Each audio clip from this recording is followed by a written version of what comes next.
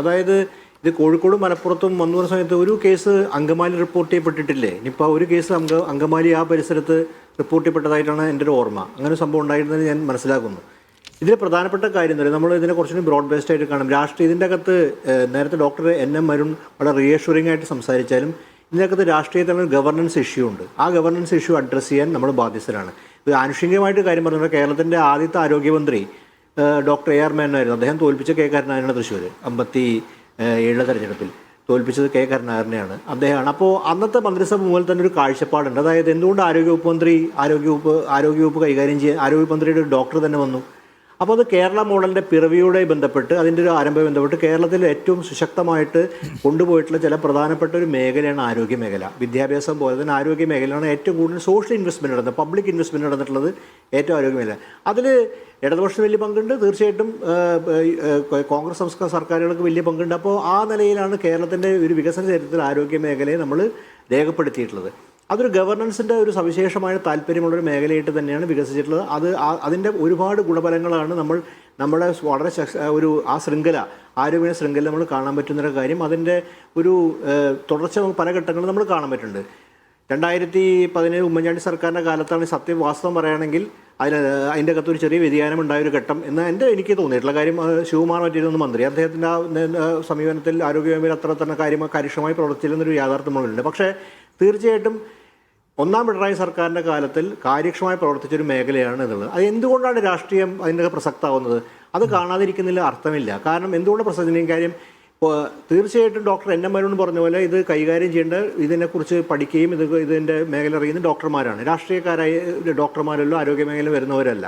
പക്ഷേ ഇതിൻ്റെ അകത്തൊരു ഗവർണൻസ് ഇഷ്യൂ ഉണ്ട്. അത് ഏകോപനമായി ബന്ധപ്പെട്ട് നമ്മുടെ സ്ഥിരമായിട്ടുള്ള ഇടപെടലുമായി ബന്ധപ്പെട്ട് ആ വകുപ്പിനോട് കാണിക്കുന്ന ഉത്തരവാദിത്തങ്ങളും അതിനെങ്ങനെ കോർഡിനേറ്റ്, കാര്യം ആത്യന്തികമായിട്ട് ഈ അപ്പോയിൻമെൻറ്റുകളും ട്രാൻസ്ഫറൊക്കെ മന്ത്രി നടക്കില്ല. ഇപ്പോൾ അതിൽ DMOൻ്റെ കാര്യത്തിലുണ്ടായത്. അപ്പോൾ അവിടെയൊക്കെ വരുന്നൊരു കാര്യക്ഷമ ഇടപെടലും അതിൻ്റെ ഏകോപനവും വളരെ നിർണായകമാണ്. അത് പല ഡിപ്പാർട്ട്മെൻറ്റിൽ ഏകോപിപ്പിക്കേണ്ടി വരും, പലതരത്തിലുള്ള കാര്യങ്ങൾ. അതിൻ്റെ അകത്ത് ഇതിപ്പോൾ തിരുവനന്തപുരത്ത് നിൽക്കുന്നോ കോഴിക്കോട് നിൽക്കുന്നോ അത്ര പ്രസക്തമാണെങ്കിൽ ഉള്ള കാര്യം, നിങ്ങൾ ഇന്ന് വിർച്വൽ ഒരു കാലഘട്ടത്തിൽ നിങ്ങൾക്ക് എവിടെ നിന്നും അതിനെ ഓപ്പറേറ്റ് ചെയ്യാൻ പറ്റും. അത് തീർച്ചയായിട്ടും ചിലപ്പോൾ തിരുവനന്തപുരത്ത് നിൽക്കുന്നതായിരിക്കും കൂടുതൽ ഉപകാരപ്രദം. കാര്യം ഒരുപാട് ഇപ്പോൾ ഈ കോളറ എല്ലാം സ്ഥിരീകരിച്ചിട്ടുണ്ടെന്നാണ് ഇപ്പോൾ നിങ്ങളുടെ സ്ക്രോള് കാണിക്കുന്നത്. അതുപോലെ ഷിഗല്ലയുടെ വ്യാപനമുണ്ട്. അത് നേരത്തെ ഡോക്ടർ സൂചിപ്പിച്ച പോലെ കൂടുതൽ നമുക്കറിയാത്തൊരു മേഖലയാണ്. അപ്പോൾ ഇതായി ബന്ധപ്പെട്ട് ഒരു നിർണായകമായ ആ തീരുമാനം എടുക്കുകയും അതിൻ്റെ അകത്ത് മുരളീധരന് പറ്റുവെച്ചാൽ നമുക്ക് മുരളീധരൻ്റെ കഴിവുകൾ ഇനി തെളിയിക്കാൻ കിടക്കുന്നുള്ള കാര്യം തുടങ്ങിയിട്ടുള്ളൂ. പക്ഷേ നമുക്ക് കേരളത്തിൽ ഒരു മാതൃക കാണിച്ചിട്ടുണ്ട്. തീർച്ചയായിട്ടും ഇടതുപക്ഷ ഗവൺമെൻറ് കാലത്ത് ഒന്നാം പിണറായി സർക്കാരിൻ്റെ തിരിച്ചുവരവ് പോലും ആരോഗ്യവകുപ്പിൽ കാണിച്ച പ്രവർത്തനങ്ങളുടെ മികവാണ്. അതിന് വിമർശനങ്ങൾ ഉന്നയിക്കാൻ പാടില്ല. ജനാധിപത്യ വിമർശനമില്ല എന്ന് പറഞ്ഞാൽ അർത്ഥമൊന്നുമില്ല.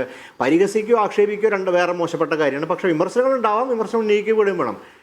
ഇവിടെ ഒരു കാര്യം സൂചിപ്പിക്കാതിരിക്കാൻ പറ്റില്ല. മുരളീധരൻ വളരെ പരമ്പരാഗത രാഷ്ട്രീയക്കാരനാണ്, വളരെ ലെഗസി ലീഡറാണ്.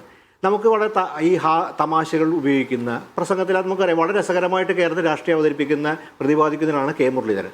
പക്ഷേ ഗവർണൻസിൽ വരുമ്പോൾ ആ തമാശയും ഇതൊന്നും പ്രവർത്തനമല്ല. ഗവർണൻസിൽ വളരെ സീരിയസ് ആയിട്ട് സയൻറ്റിഫിക് ആയിട്ട് ശാസ്ത്രീയമായിട്ട് അതിൻ്റെ അകത്ത് എങ്ങനെ ഇടപെടാം, എന്തൊക്കെയാണ് ചെയ്യാൻ പറ്റുക, ഏതൊക്കെ മേഖലയിലാണ് അതിൻ്റെ അകത്ത് പ്രവർത്തനം വേണ്ടതെന്നുള്ളത്. അപ്പോൾ ആ ലെഗസി രാഷ്ട്രീയത്തിൻ്റെ അകത്ത് പ്രവർത്തനക്ഷമമല്ല. അതുപോലെ അദ്ദേഹത്തിന് വേണ്ടത് എൻ്റെ അഭിപ്രായത്തിൽ എനിക്ക് തോന്നുന്നത് ഞാൻ വെറുതെ പരിശോധിച്ചപ്പോൾ അതൊരു ന്യൂറോളജിസ്റ്റാണ് അദ്ദേഹത്തിൻ്റെ അഡ്വൈസ് എന്ന് മനസ്സിലാക്കുന്നു.